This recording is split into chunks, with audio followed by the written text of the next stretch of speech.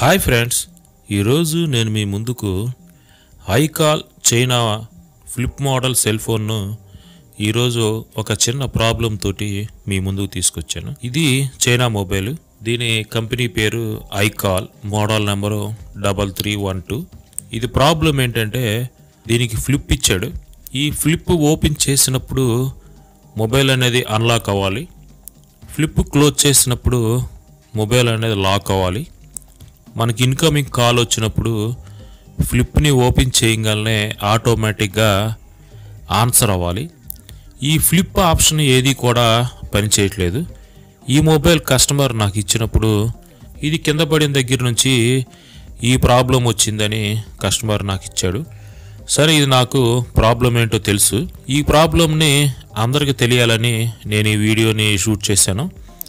ఇది ప్రాబ్లం ఏంటంటే sensor problem. ఫ్లిప్ని క్లోజ్ చేసినప్పుడు సెన్సారు యాక్టివేట్ అవుతుంది. ఫ్లిప్ని ఓపెన్ చేసినప్పుడు సెన్సారు డీయాక్టివేట్ అవుతుంది.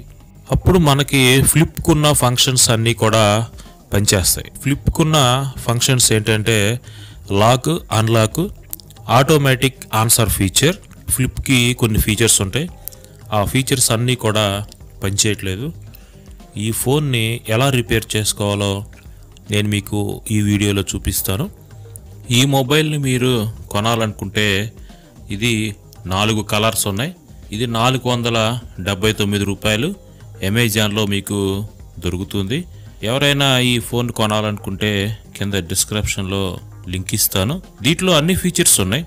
ఇది dual SIM, memory card feature ఉంది, బ్యాక్ కెమెరా ఉంది. అన్ని ఫీచర్స్ కూడా ఇది నార్మల్గా పనిచేస్తుంది. సింపుల్గా మనకి ఇది తక్కువ రేట్లో మనం ఈ మొబైల్ని అయితే పర్చేజ్ చేసుకోవచ్చు. ముందుగా అయితే ఈ ఫోన్ను మనం కొన్ని టెస్ట్ చేయాలి. ఆ టెస్టింగ్ చేయటానికి మనకు కావాల్సింది ఏంటంటే ఒక మ్యాగ్నెట్.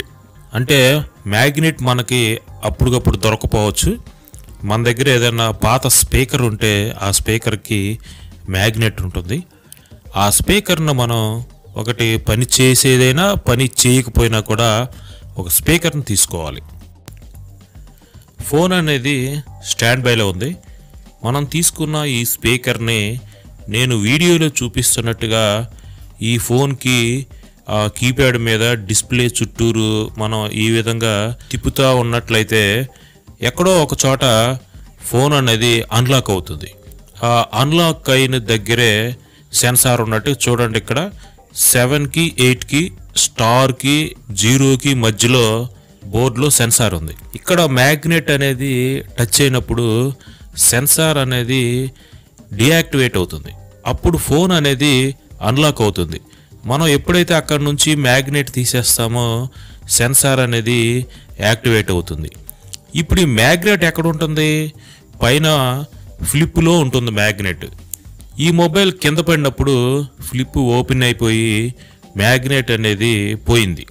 అందువల్ల కస్టమర్కి ఫ్లిప్ని మనం క్లోజ్ చేసినప్పుడు, ఓపెన్ చేసినప్పుడు దానికి సంబంధించిన ఫీచర్స్ అన్నీ కూడా పనిచేయట్లా. కస్టమర్ ఇప్పుడు ఇది ప్రాబ్లం అనుకొని నా దగ్గర తీసుకొచ్చాడు. ఇప్పుడు నేను పైన ఉన్న ఫ్లిప్ని ఓపెన్ చేస్తాను. ఓపెన్ చేస్తున్నాను. ఓపెన్ చేసి మ్యాగ్నెట్ ఒకవేళ లోపల ఏదన్నా ఆ ప్లేస్లో నుంచి పక్కకు జరిగిందో లేదో కూడా మనం చూసుకోవాలి.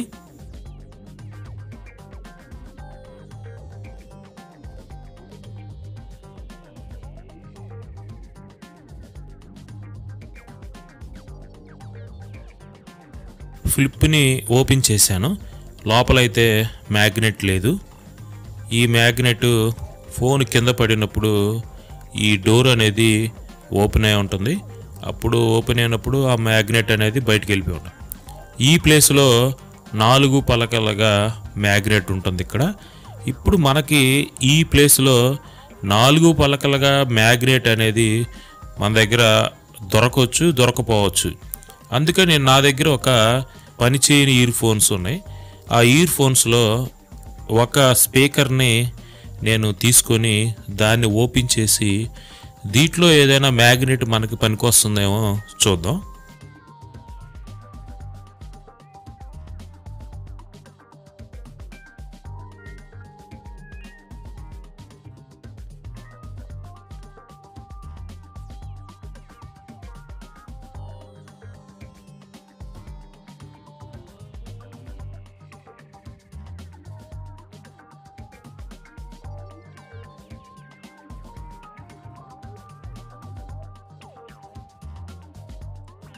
దీనిలో ఉన్న మ్యాగ్నెట్ గుండ్రంగా ఉంది, పనికొస్తుందేమో చూస్తున్నాను. ఇక్కడ 4 పలకలుగా మనకు కావాలి, ఇదైతే రౌండ్గా ఉంది. మ్యాగ్నెట్ని అక్కడ సెట్ చేసి ఫ్లిప్ని ఒకసారి పనిచేస్తుందో లేదో మనం చెక్ చేసుకుందాం. అక్కడ 4 పలకలుగా ఉన్న ప్లేస్లో అది సెట్ అవ్వట్లేదు, అందుకని నేను కొద్దిగా దాని పక్కన సెట్ చేశాను. ఆ ప్లేస్లో ఉంటేనే పనిచేసేదని కాదు, పక్కన కూడా మనం సెట్ చేసుకొని చూడాలి. ఎందుకంటే అది మ్యాగ్నెట్ కాబట్టి ఇంచుమించుగా కొద్దిగా సరౌండ్లో పనిచేస్తుంది. ఇదైతే వర్క్ అవ్వలేదు. మనం క్లోజ్ చేసినప్పుడు లాక్ అవ్వాలి, ఓపెన్ చేసినప్పుడు అన్లాక్ అవ్వాలి. ఇది పని చేయట్లేదు. కావాల్సిన ప్లేస్లో కాకుండా పక్కన సెట్ చేశాను కాబట్టి అది పని చేయట్లేదు అనుకుంటున్నాను.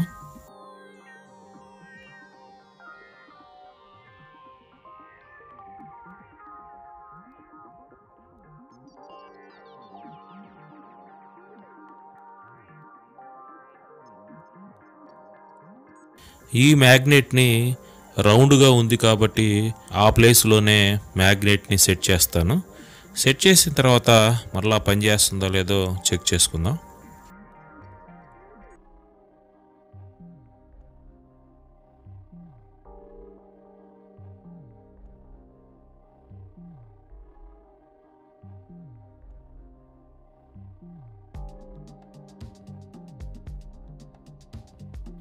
ఇది ఇక్కడ సెట్ చేయటానికి చాలా కష్టంగా ఉంది.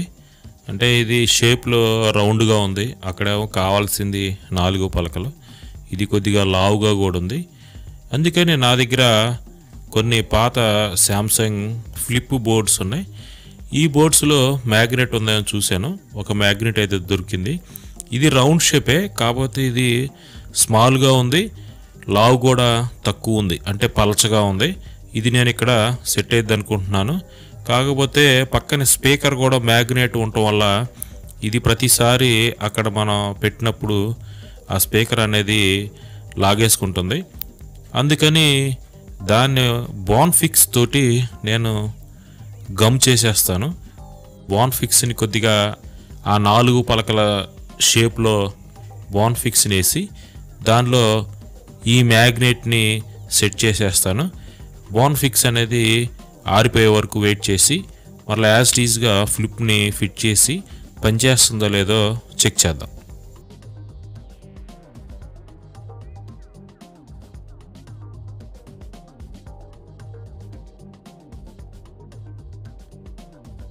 బాన్ఫిక్స్ తోటి అంటించిన తర్వాత అది పూర్తిగా ఆరిపోయే వరకు వెయిట్ చేయాలి. పూర్తిగా ఆరిపోయిన తర్వాత ఫ్లిప్ అనేది పనిచేస్తుందో లేదో చూద్దాం.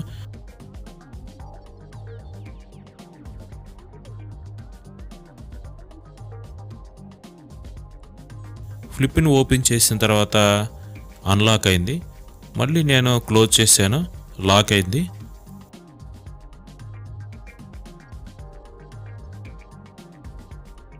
మరలా ఓపెన్ చేశాను, అన్లాక్ అయింది. ఈ మ్యాగ్నెట్ అనేది దీనికి సెట్ అయిపోయింది.